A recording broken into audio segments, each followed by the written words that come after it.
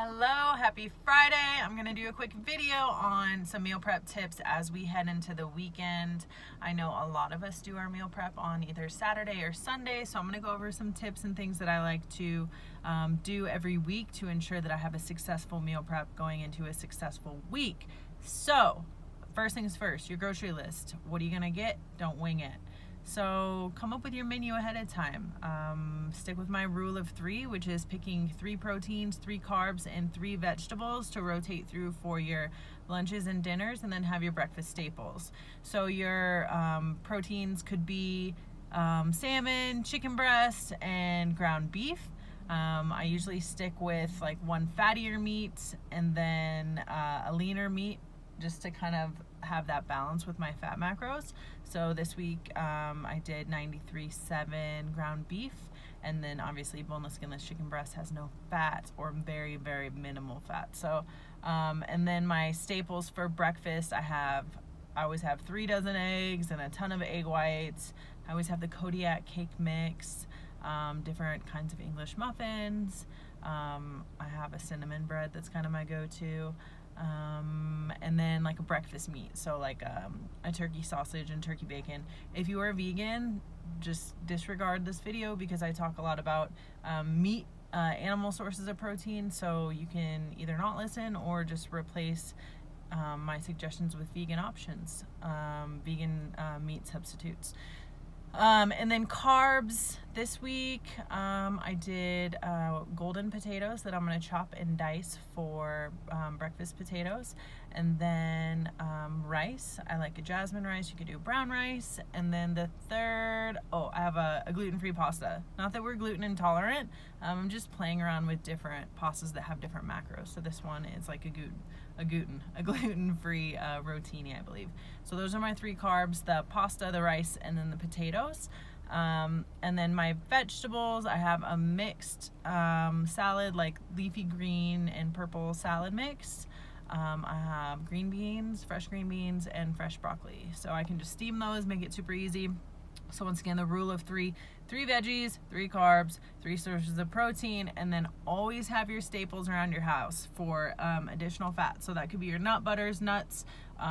We always have peanut butter, almond butter, cashews, almonds, MCT oil, avocado oil, olive oil. You can use all that stuff for cooking and baking.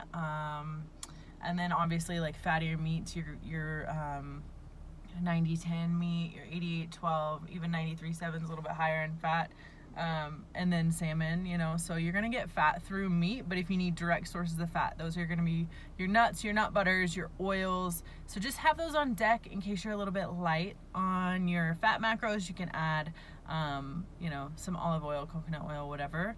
And then the staples, like I mentioned before, part of it's because kids, so we always have English muffins to make, PB&J, or like tortillas to make quesadillas. So sometimes I'll use those for my breakfast carbs, or like making tacos with the ground beef. And just having, the menu ahead of time, and then I plug stuff in. So once I have my meals done, I'll log a day of eating, I always start with 4 or 5 ounces of protein for me, and then I'll enter, I always have a shake somewhere throughout the day. If I don't have a shake, I have overnight oats because that has a scoop of protein in it, and then a protein bar. So I'll log all that and see where I'm missing stuff. So I don't wait until the day up to be like, oh shit, I'm like 50 grams protein shy and it's 10 p.m. Like, figure it out the night before, figure out the weekend before to know that you're going to be successful. And yes, I know meal prep takes some time, but I promise you, if you add up how much time you're actually saving throughout the week, it's totally worth it. Plus, you're not going to go off track because you already have a fridge full of meals. And if you do go off track, you have no excuse other than you just aren't committed. Like, you just don't want to eat your meals. You think that leftovers taste gross, or you want something else. Like, I can't help you with that. Like, bottom line, if you think leftovers are gross, I don't know. This video doesn't pertain to you.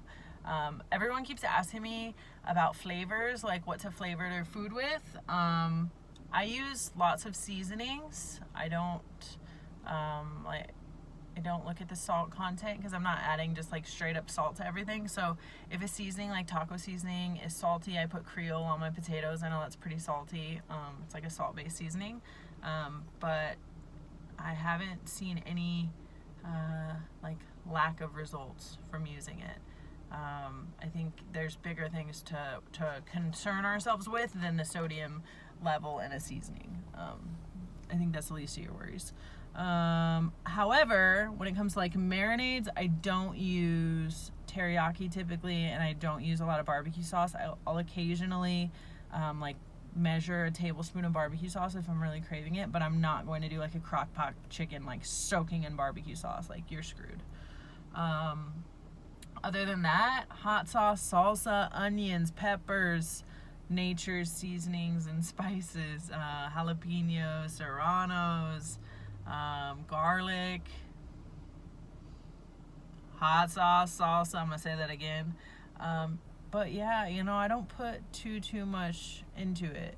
I make my proteins, I steam or bake my veggies, I make my carbs, I put it in Tupperwares, I add some hot sauce, and I eat it. Like, after you've been doing it for 9 years, you don't even think about it. Like, this weekend I'm gonna try a new recipe. I'm just gonna add hot sauce to my chicken and put it on pasta and shake it all up instead of dipping my chicken in hot sauce after. I'm gonna like shred it and then put hot sauce on it, but it's the same shit. Like, there's no, I guess it's not even like a real recipe. Everyone's like, what's your recipes? There's not really any recipes. I'm just cooking the food. And now if people don't know how to cook, that's a different conversation. Anyways, I'm getting off topic. I hope that helps. I don't know if it's gonna help. Rule of 3: plan your grocery list ahead of time. Go to the store, get what's on your list, go home, cook the food, put the food in the Tupperware, eat the food. You will succeed if you are consistent with these steps.